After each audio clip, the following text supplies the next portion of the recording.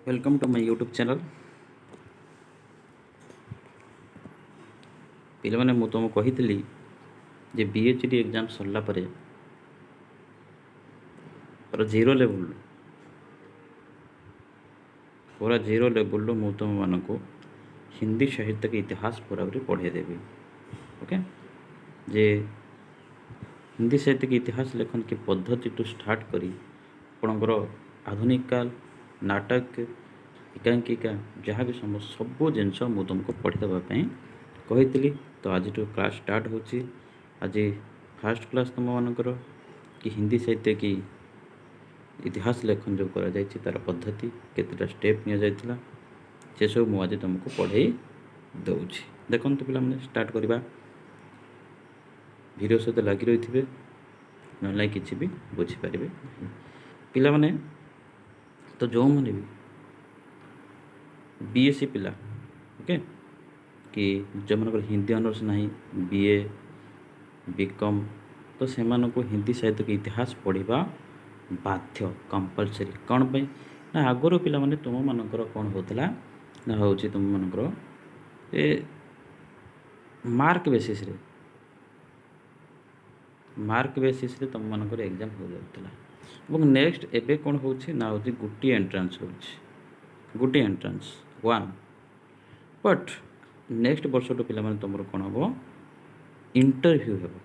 Okay, next वर्ष पिला मानकर कौन हम तुम मानकर इंटरव्यू हम। तो इंटरव्यू रे तुम मानक पिला माने हिंदी साहित्य के इतिहास क्वेश्चन सब पचर जीव पिला माने ठीक अच्छे ना।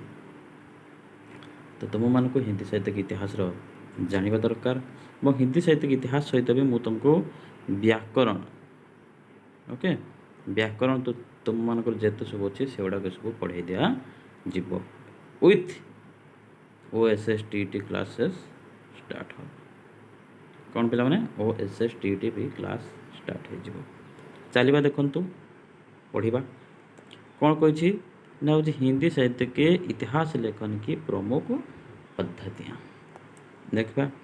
साहित्य समाज विज्ञान संस्कृति भूगोल मानव विकास आदि सभी क्षेत्रों इतिहास और विकास को समझने के लिए उसका विश्लेषण करना आवश्यक होता है। ठीक कहला पिला माने आमे तुमको जदि गोटे कथा जड़े कह तुम तो सांगे सांगे माने जीवनी ना तो से तुम विश्लेषण कर ठीक कि भूल से कथा सी कही आम साहित्य समाज विज्ञान संस्कृति ये सब जिते सब क्षेत्र अच्छी तार आम इतिहास जदि आम पढ़ा देखा ताल इतिहास को आम विश्लेषण कर। नेक्स्ट पिला चलतु कि विश्लेषण करने वाले विद्वानों का पृथक पृथक दृष्टिकरण होता है। ठीक कथा कहला जे गोटे कथा को जब 10 जन जब विश्लेषण करवा एनालिसिस करवा 10 जनकर मत अलग अलग आसो से कथा से कहूँ कि साहित्य इतिहास लेखन में भी साहित्य इतिहासकार जो अच्छा अनेक दृष्टिकोण रहा है। ठीक अच्छे, अनेक दृष्टिकोण रहा है। यह दृष्टिकोण मुख्य रूप से 4 प्रकार के होते हैं जिन्हें साहित्य इतिहास लेखन की पद्धति या प्रणाली कहा जाता है। यह पद्धति या प्रणाली वर्णानुक्रमिक 1, कालानुक्रमिक 2, वैज्ञानिक प्रणाली 3 एवं विधेयवादी प्रणाली 4 हो सकती है। माने ये 4 प्रकार ठीक अच्छे ना। नेक्स्ट पिला माने देखा आम कि इतिहास लेखन की 4 पद्धति आम पढ़ा। प्रथम पिला माने आसला कौन ना वर्णानुक्रम पद्धति। कौन प्रथम आसला पिला माने वर्णानुक्रमिक पद्धति आसला। तो इस पद्धति में रचनाकारों का विवरण उनके नाम के प्रथम वर्ण के क्रम से दिया जाता है। कौन कहला कि यदि एक नाम आशीष है, ठीक है ना, उनका जो पहला अक्षर है उस अक्षर के साथ होता है। ठीक है ना। तापर पिला मन देखा कि उदाहरण के लिए यदि आम सूरदास भिखारीदास या जयशंकर प्रसाद को लेंगे, ठीक है ना, किंतु वर्णानुक्रमिक पद्धति के अनुसार पहले क्या कौन आएगा कि जयशंकर प्रसाद भिखारीदास सूरदास। लेकिन जयशंकर प्रसाद आधुनिक काल में होते हैं और सूरदास भक्ति काल में, ठीक है ना। ये सब, यह पद्धति शब्दकोश लेखन की तरह होता है। शब्दकोश का इंग्लिश क्या है? डिक्शनरी के सरह, ठीक है। अतः इसे ऐतिहासिक दृष्टि के या दृष्टि से असंगत माना जाता है, क्योंकि क्योंकि वर्णानुक्रमिक पद्धति में जितने सारे लेखक का स्थान दिया गया है उनका क्या कहा है कि पहला जो वर्ण होता है उनके नाम से लिखा जाता है। ये डिक्शनरी के तरह होता है, ठीक है ना। कि अतः इसे ऐतिहासिक दृष्टि से असंगत माना जाता है, क्योंकि यह इतिहास लेखन नहीं बल्कि शब्दकोश की तरह होता है, ठीक है ना। यह इतिहास तरह नहीं शब्दकोश के तरह होता है, ठीक है ना। यदि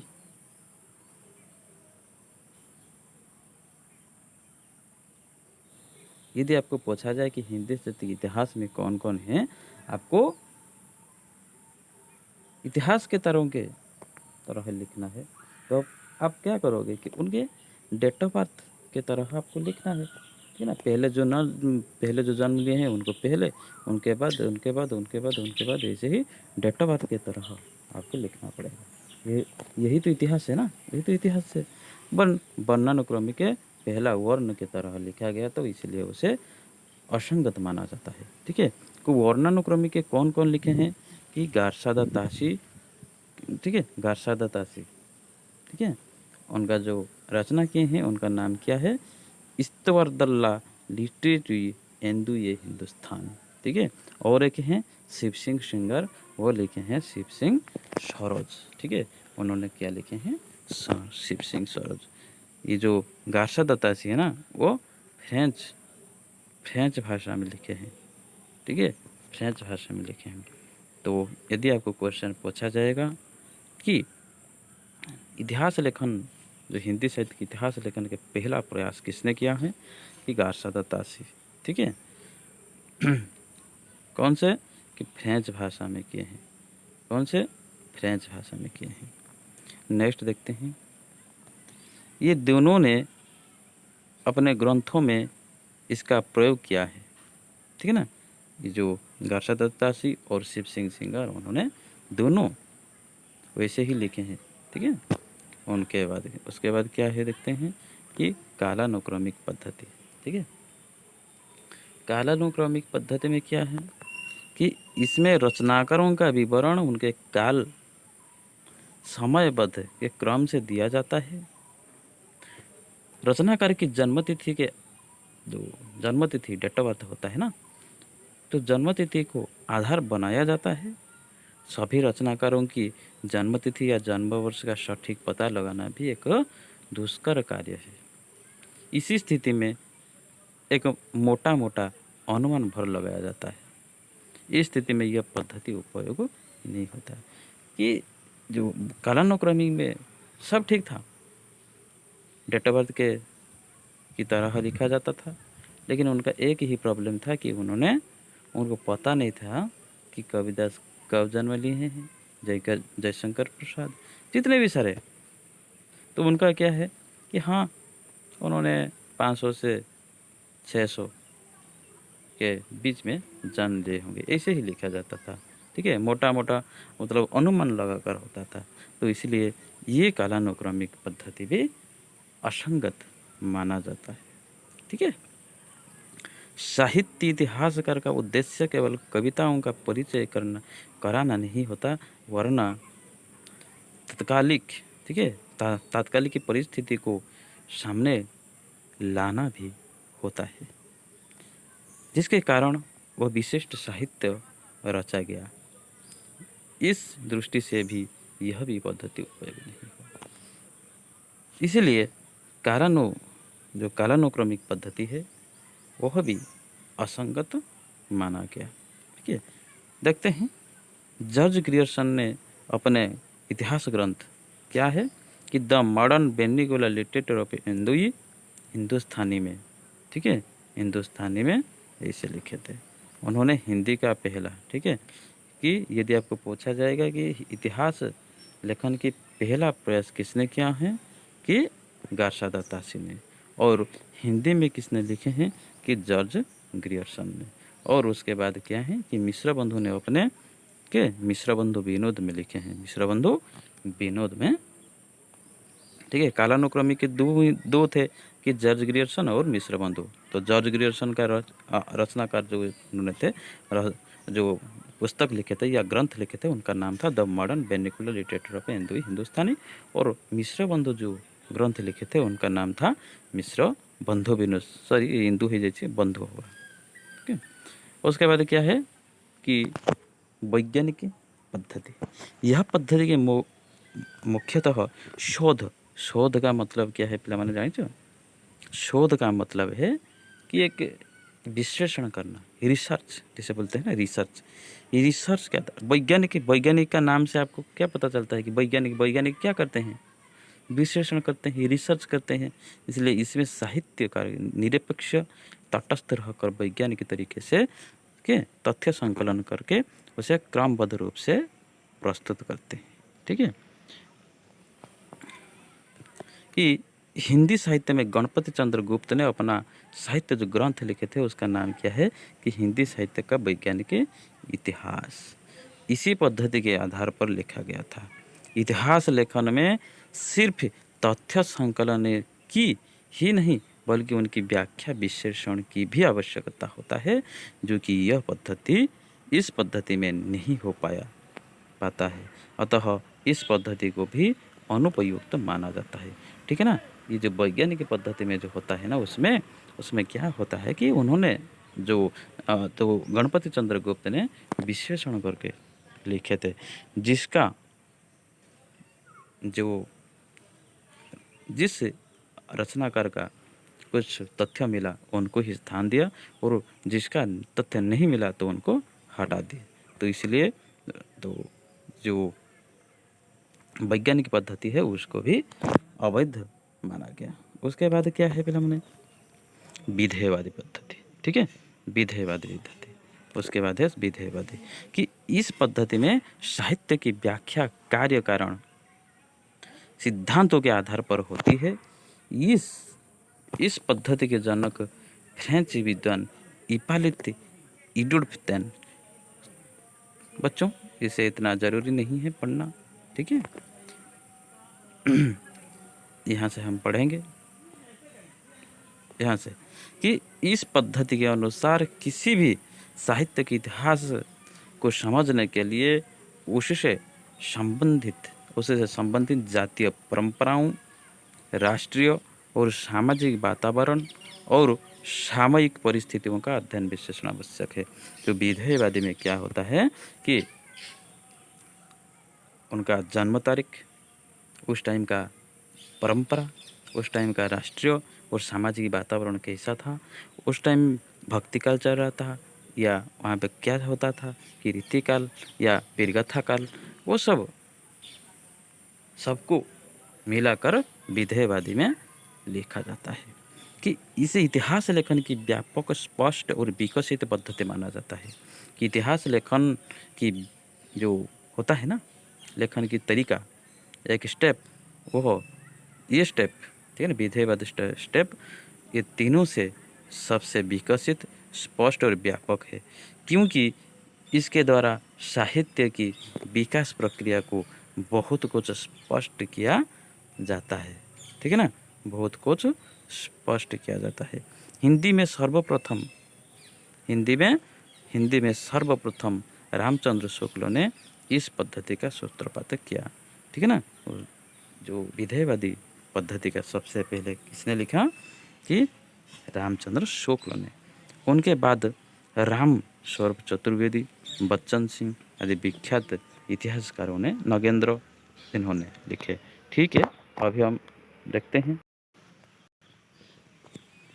देखिए बच्चे कि यह क्या है, कि इस्तुद्दौला लिटरेचर इंदु ये हिंदुस्तानी, ठीक है ना, किसने लिखे हैं, कि गार्सादा तासी ने, ठीक है। उसका 2 भाग हैं, पहला भाग, ठीक है, 2 भाग हैं, पहला भाग 1839 में प्रथम भाग आया था और 1847 में द्वितीय भाग आया था। ठीक है। और द्वितीय संस्करण उसका जो द्वितीय पार्ट आया था, ठीक है, सेकेंड एडिशन जो होता है ना, सेकेंड एडिशन में 1871 में आया था। इनके 3 खंड कर दिया जाए, ठीक है ना। जो 2 पार्ट था ना उसको 3 खंड कर दिया गया। उसके बाद देखते हैं कि इसमें उर्दू और हिंदी के कुल कितने 738, ठीक है, 738 कवियों का विवरण उनके अंग्रेजी वर्ण के क्रम से दिया गया था। ठीक है, जो इसने क्या है कि अंग्रेजी वर्ण के क्रम से दिया गया है। केवल 72 कवि हिंदी से संबंधित है। ठीक है, हिंदी से संबंधित है कि यह फ्रेंच भाषा में लिखा गया था। ठीक है, हिंदुई का अर्थ हिंदी और हिंदुस्तानी का अर्थ हिंदुस्तानी उर्दू था। इसे ब्रिटेन और आयरलैंड की प्राच्य साहित्यिक अनुवाद समिति की ओर से पेरिस में प्रकाशित किया गया था, जिसमें काल विभाजन नामकरण का कोई प्रयास नहीं किया गया था। ठीक है ना। उसके बाद क्या लिखा है कि लक्ष्मी सागर वैष्णव ने इस ग्रंथ को, ठीक है ना, ये जो लिखा गया है ना इस्तदल्ल हिंदुस्तानी, उसको लक्ष्मी सागर वैष्णव, ठीक है ना, हिंदी भाषा में उसे अनुवाद किए थे, जिसका नाम है हिंदुई साहित्य का इतिहास, जिसका जो प्रकाशित हुआ था 1952 में अनुवाद किया गया था। उसके बाद देखते हैं, उसे छोड़ दो, उसको कोई ज़रूरत नहीं है। नेक्स्ट देखिए, इसे पढ़ेंगे कि शिव सिंह सरोज, ठीक है ना, शिव सिंह सिंगर लिखे हैं। ठीक है ना, 1883 में कि नवल किशोर प्रेस से या लखनऊ में प्रकाशित हुआ था। ठीक है, इस ग्रंथ से सर्वप्रथम 1000, ठीक है, 1003 भाषा कवियों का विवरण दिया गया है। इसी से यह बाद के इतिहासकारों के लिए आधार भी रहा है। कितने कि शिव सिंह सरोज में 1003 कवियों का वहाँ पे दिया गया है, ठीक है, स्थान दिया गया है। इसके पूर्वार्ध में 838 कवियों की रचनाओं के नमूना और उत्तरार्ध में 1003 कवियों की जीवन परिचय दिया गया है। वहाँ पे क्या क्या है कि पहला जो पूर्वार्ध होता है ना, वहाँ पे 838 और उसके बाद 1003 कवियों का जीवन परिचय वहाँ पे लिखा गया है। इसमें वर्णानुक्रमिक पद्धति का प्रयोग किया गया है। ठीक है ना, वहाँ पे तो काल विभाजन और नामकरण का प्रयास नहीं किया गया है। वहाँ पे जितने भी कवियों का जीवन परिचय दिया गया है, सिर्फ उनके जीवन के परिचय में दिया गया है। ठीक है, नेक्स्ट देखते हैं।